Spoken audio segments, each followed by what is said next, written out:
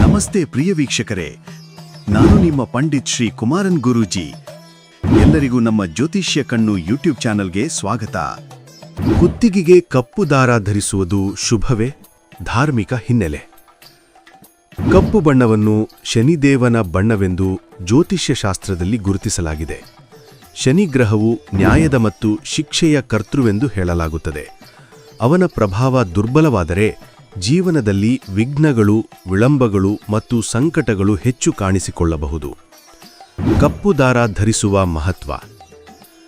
ಅದೇ ಕಾರಣದಿಂದಾಗಿ ಬಹುಶಃ ಶನಿಯ ದೃಷ್ಟಿಯಿಂದ ತಪ್ಪಿಸಿಕೊಳ್ಳಲು ಹಲವರು ಕಪ್ಪು ದಾರವನ್ನು ಕುತ್ತಿಗೆಯಲ್ಲೋ, ಕೈಯಲ್ಲೋ ಅಥವಾ ಕಾಲಿನ ಮೂಟೆಯಲ್ಲೋ ಧರಿಸುತ್ತಾರೆ.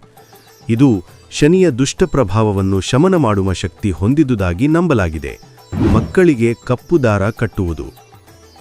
ಸಾಮಾನ್ಯವಾಗಿ ಮಕ್ಕಳ ಮೇಲೆ ಬರುವ ದುಷ್ಟದೃಷ್ಟಿ ಮತ್ತು ನೆಗಡಿಯ ಪ್ರಭಾವವನ್ನು ತಪ್ಪಿಸಲು ಮಾಡಲಾಗುತ್ತದೆ.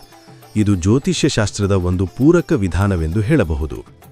ಮಹಿಳೆಯರು ಧರಿಸಿದರೆ, ವೈವಾಹಿಕ ಮಹಿಳೆಯರು ಅಥವಾ ಯುವತಿಯರು ಕಪ್ಪು ದಾರವನ್ನು ಧರಿಸುವುದರಿಂದ ಅದು ಶುಭಪ್ರದ, ರಕ್ಷಕ ಮತ್ತು ಶಕ್ತಿಯ ಚಿಹ್ನೆಯಾಗಿ ಪರಿಗಣಿಸಲಾಗುತ್ತದೆ.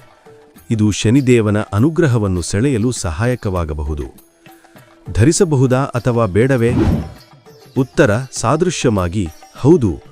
ಧಾರ್ಮಿಕ ನಂಬಿಕೆ, ಶಾಸ್ತ್ರ ಮತ್ತು ಅನುಭವದ ಆಧಾರದ ಮೇಲೆ ಈ ದಾರವನ್ನು ಧರಿಸುವುದು ಒಂದು ನಕಾರಾತ್ಮಕ ಶಕ್ತಿಯಿಂದ ರಕ್ಷಣೆಯ ಸಂಕೇತವಾಗಿದೆ.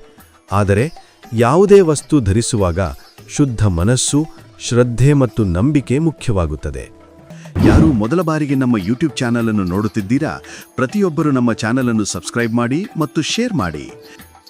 ನಿಮ್ಮ ಜೀವನದ ನಾನಾ ರೀತಿಯ ಸಮಸ್ಯೆಗಳಿಗೆ ಗುರೂಜಿಯವರು ಸೂಕ್ತ ಹಾಗೂ ಶಾಶ್ವತ ಪರಿಹಾರ ನೀಡುತ್ತಾರೆ.